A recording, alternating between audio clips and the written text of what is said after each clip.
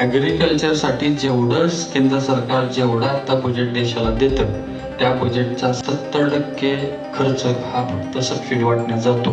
त्या 70%तला 90% सबसिडी युरियाला द्यावी लागते.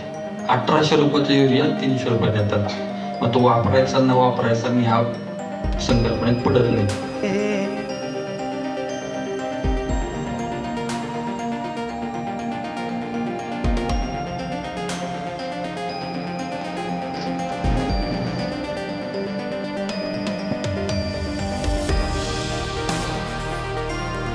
जमिनीची सॉईल फर्टिलिटी इतकी इम्पॅक्ट करत चाललेली आहे. तुम्ही कार्बन इंडेक्स जर बघितला तर तो ॲव्हरेज पाहिजे 2, तो आहे आपला 0.3 ते 0.6.